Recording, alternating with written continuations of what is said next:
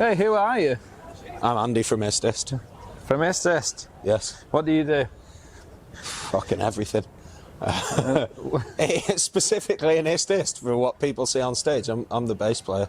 Yeah, that's true. And why are we doing this video? Because you told me to. That's true, that's true. When did you start playing bass? When I was 2003, so just when I turned 14, I was just thinking it was December 2003.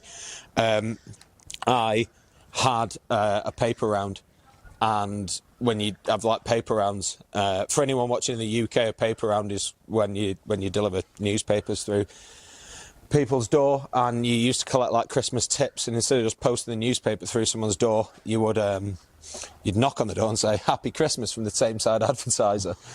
They'd usually give you a couple of quid, and I think I had something like 200 doors on my round, and I'd probably got on average something like a quid for each door. So I saved up like 200 quid, and I bought a bass and bought an amp and just started fucking playing it, and that was like December 2004. So I'll have been 15 years old. So you've been in, playing. So how long have you been in IST IST? Since day one, really. What's that? That's not what I heard. I heard you're the third member to join IST IST. Was it not all on one day? No. Well, it might be on one day, but technically. All right, okay, right. In that case, I'm the third to join. I'm just finding this out now. Breaking news. First to find this out. Do you know what? Fuck off. I was the bass player at our first gig, at least. So January 15, September 14. I don't know. Whenever our first rehearsal was, but again, probably like 10 years of my life, nearly. Okay. So best part of a decade. So what was your best first memory of IST IST? Early memory. First early memory.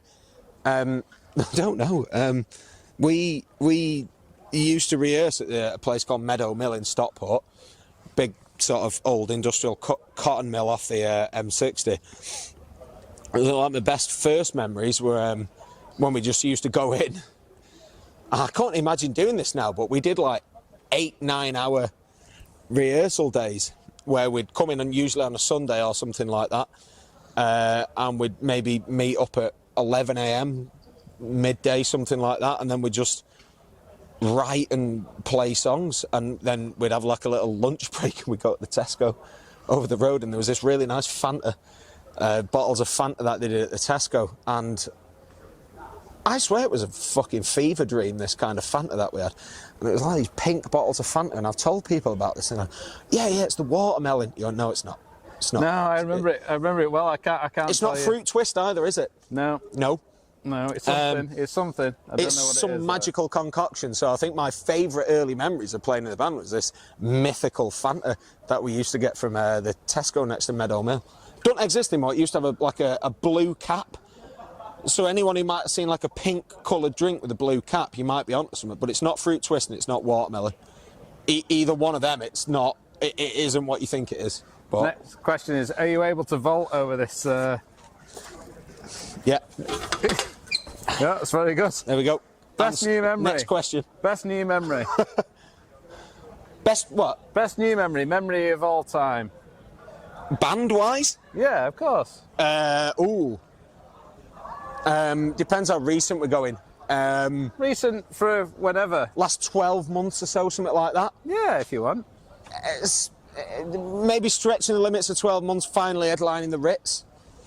Finally headlining the Ritz in Manchester was probably good. I don't know. The gig at Nijmegen as well, that we just did in March 24. Just like the sort of scale of that venue really was, when you go and do something like that and you look at it versus where you came from, unreal. I think those sort of like statement gigs, but then you have things in between, like where you go and fly to Porto for the weekend and you go and play like a really cool show in Portugal, and yeah, you're not playing to as many people as you did in Nijmegen, or maybe even like you might be playing to in like Groningen or whatever. Good solid gigs though. Ritz or Nijmegen for me, I think. That's fair play. I think everyone said similar sort of thing. Headed back towards the pub now, but what's your worst memory of IST IST? We played a fringe festival in Sheffield years ago. It might have been 15, 16, probably 15 actually. And I swear the sound engineer walked out partway through. We got booked for a slot in a upstairs of a pub, and it was like a metalheads pub sort of thing, really. It wasn't our vibe, and the people who were there were not our kind of people, and we weren't their kind of band, and they knew about it, and we knew about it. And off to the side of the stage, it was just on the floor of the pub, fire escape, and all these fucking metalheads, you could see them out the corner of your eye, just went and smoked a load of cigs for like the half an hour that we were on stage, and then as soon as we finished they all came back in, and that was like, I think early days you go in, why the fuck are we doing this sort of thing, but whatever, it's just, you just get on with it, don't you? Fair enough. So talking about touring and going around doing different places, like what's your technique for surviving tour for all those young bands out there? Familiarity. Have a system. Pack your case the same way. Wear the same clothes. Take the same fucking toiletries on tour. Stuff like that, really. If you're in such weird, far out places, take shit with you that is familiar to you. I'll always wear the same things on stage. One, because I think it looks all right, and two, because I'm familiar with it. Like, right, I've got these pants, I've got this t-shirt, I've got this jacket, play similar bass every night, wear the same Doc Martens. But then it's like, from the last couple of tours that we've done, I've always took like the same shampoos, took the same fucking hair products, whatever.